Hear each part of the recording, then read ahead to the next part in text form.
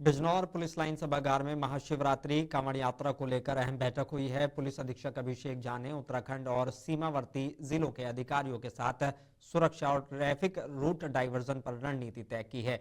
कांवड़ यात्रा को शांतिपूर्ण और सुगम बनाने के लिए चप्पे चप्पे पर पुलिस तैनाती और सीसीटीवी से निगरानी के पुख्ता इंतजाम किए गए हैं।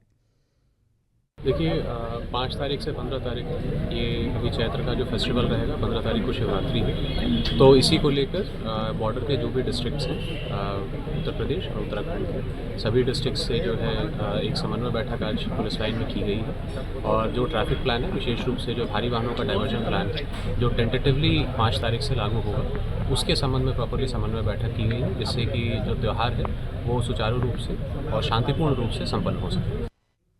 महोबा से एक बार फिर चरखारी के भाजपा विधायक ब्रजभूषण राजपूत अपने विवादित बयान को लेकर सुर्खियों में है। विधायक ने कहा कि किसी को बंधक बनाना उनके लिए कोई बड़ी बात नहीं है और कांग्रेस सरकार में वो एक केंद्रीय मंत्री को भी बंधक बना चुके हैं। उन्होंने अधिकारियों को चूड़ियां पेटीकोट पहनाने का दावा करते हुए कहा कि बीजेपी में आने के बाद अब वो पहले से ज्यादा अनुशासित हो गए।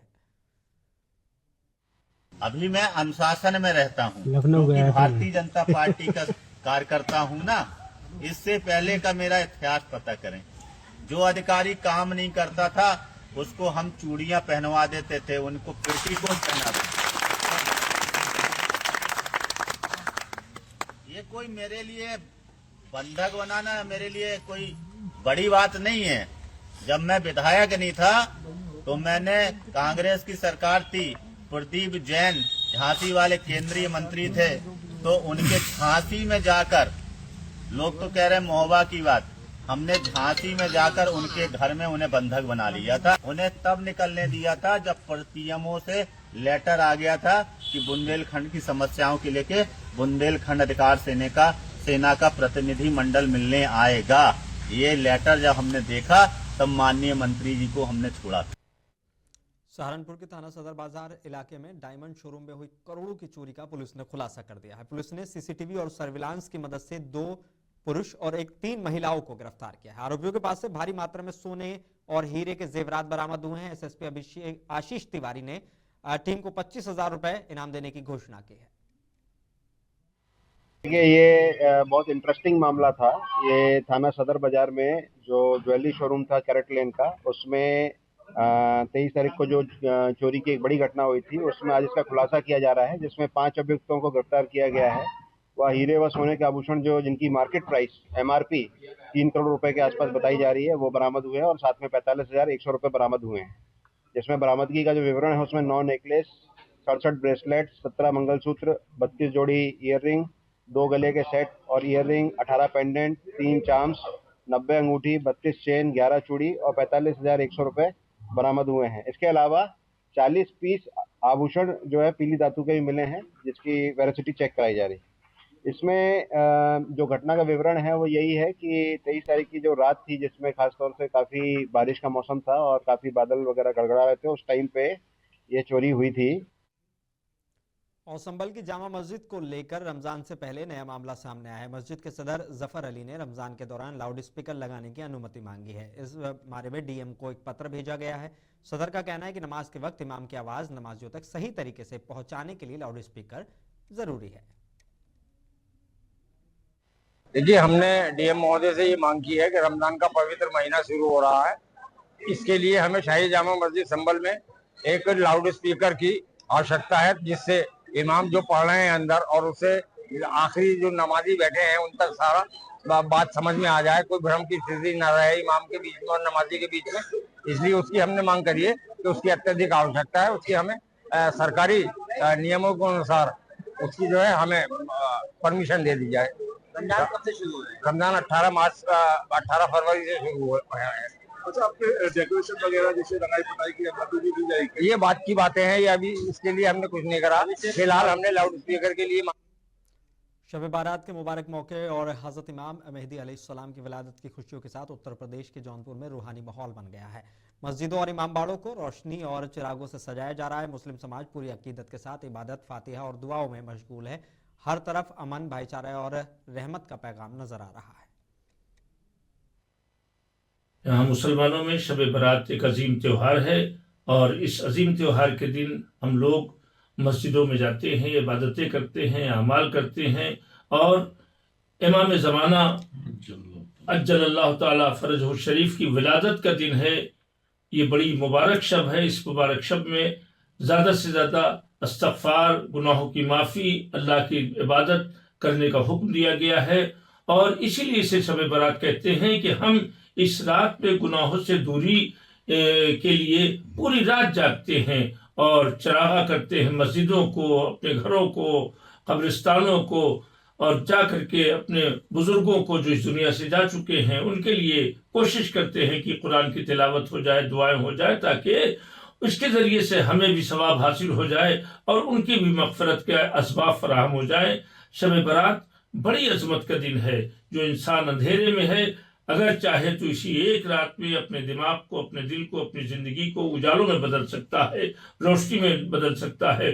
गुनाहों और जुल्म के अंधेरों से खुद को बचा करके अदालत और परहेजगारी की तरफ आ सकता है। ये रोशनी नहीं जलती, बल्कि अपने दिल को और अपने आइंदा मुस्तकबिल को रोशन करने के लिए एक इशारा है। इसी को शब बारात की हैसियत से मनाते हैं। मुरादाबाद के भोजपुर थाना इलाके में हुई अख्तर अली की हत्या का पुलिस ने सनसनीखेज खुलासा कर दिया है। भोजपुर कोतवाली प्रभारी संजय कुमार के मुताबिक ये ब्लाइंड मर्डर नहीं बल्कि सोची समझी साजिश थी।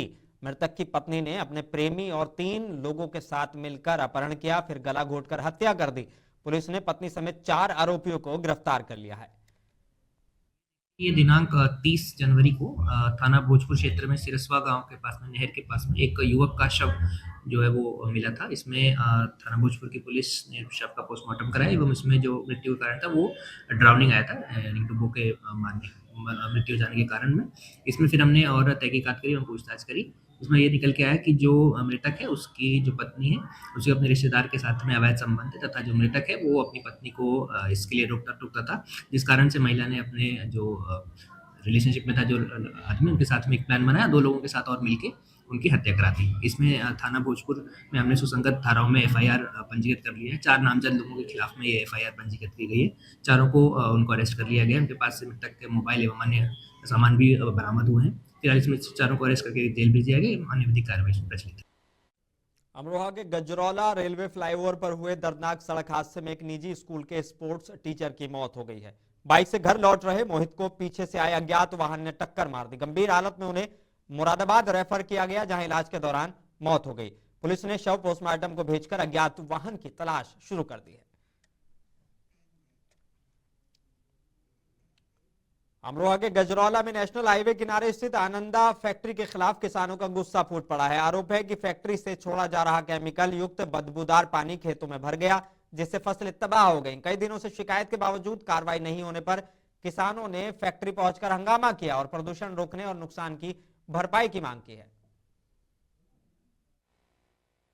चलो, जो इन्होंने नुकसान हमारा करा है, अभी हमने 112 पे फोन करा और पुलिस वाले आए भी हैं। और यहाँ पर जो भी बातें हुई हैं अभी तक, 1 हफ्ते का हमें समय दिया है इन्होंने, 12 तारीख तक का समय दिया। देखते हैं 12 तारीख तक क्या होता है। और एक चीज़ और मैं बता दूँ कि ये जो गांव का रास्ता है ना हमारा, इस गांव के रास्ते पर ये ऐसी ऐसी बाइकें, स्कूटरी, ये सब कुछ खड़ी रहती है। मतलब ये तो खैर हमारी स्कूटरी। जालौन से बड़ी खबर है। भारत सरकार की प्रधानमंत्री आदर्श ग्राम योजना के तहत जिले के 57 अनुसूचित जाति बहुल गांवों का समग्र विकास किया जाएगा। कलेक्ट्रेट सभागार में जिलाधिकारी राजेश कुमार पांडे की अध्यक्षता में हुई बैठक में बताया गया कि 20 ग्राम पंचायतें आदर्श ग्राम घोषित हो चुकी हैं, जबकि 9 गांव में काम प्रगति पर है। हर चयनित गांव को 20 लाख रुपए की गैप फिलिंग राशि मिलेगी, जिससे पेयजल, सड़क, स्वच्छता, शिक्षा और स्वास्थ्य जैसी बुनियादी सुविधाएं मजबूत होंगी। जालौन से दर्दनाक हादसे की खबर है सामने आई है। कदौरा थाना इलाके के मोहल्ला सिद्धार्थ नगर में 25 साल के युवक प्रदुम का शव घर के अंदर कमरे में फांसी के फंदे से लटकता मिला है। अचानक हुई इस घटना में परिवार में मातम पसरा है। सूचना पर पहुंची पुलिस ने शव को कब्जे में लेकर पोस्टमार्टम के लिए भेज दिया। आत्महत्या के कारणों की जांच की जा रही है। झांसी में मृदुल चौधरी ने विपिन बिहारी इंटर कॉलेज का औचक निरीक्षण किया है। डीएम ने एमडीएम का भोजन चक्कर गुणवत्ता पर संतोष जताया, लेकिन देर से परोसे जाने पर नाराजगी जाहिर की। कक्षाओं में बच्चों से अंग्रेजी और गणित से सवाल पूछे, सही जवाबों पर खुशी जताई। साथ ही स्कूल और भोजशाला की सफाई और समय पर मध्याह्न भोजन देने के सख्त निर्देश दिए हैं। और झांसी में केके ग्रुप के तत्वाधान में वैदेही बल्लभ महाराज के आश्रम और गौशाला का भूमि पूजन विधि विधान से संपन्न हुआ है। बड़ागांव गेट के बाहर बाबा का अड्डा क्षेत्र में आयोजित कार्यक्रम में अयोध्या धाम के वैदेही बल्लभ महाराज के निर्देशन में शिव परिवार मंदिर, गौशाला और आश्रम निर्माण के लिए हवन पूजन किया गया। इस मौके पर केके ग्रुप के पदाधिकारी, समाजसेवी और श्रद्धालु बड़ी संख्या में मौजूद रहे।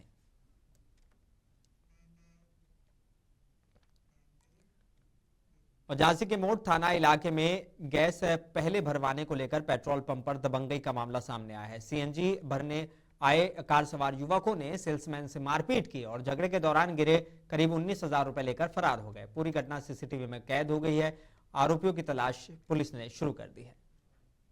सर अर्टिगा वाले लोग आए, उस अर्टिगा में 5-6 लोग थे, आके बदतमीजी की, लड़ाई हुई हमसे, छीना झपटी में सर हमारे पैसे भी ले गए।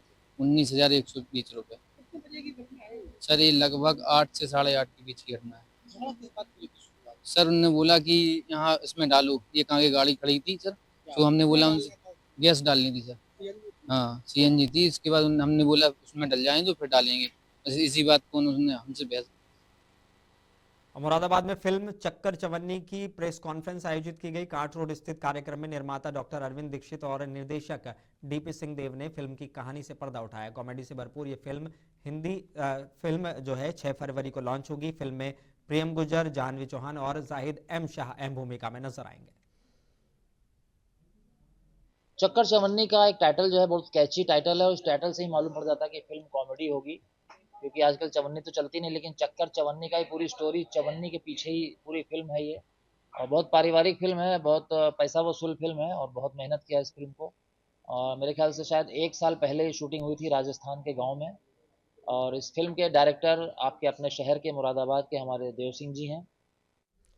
1978 के संभल दंगों पर आधारित फिल्म कल की संभल का पहला पोस्टर रिलीज कर दिया गया। उदयपुर फाइल्स के निर्माता अमित जानी ने सोशल मीडिया पर पोस्टर साझा किया।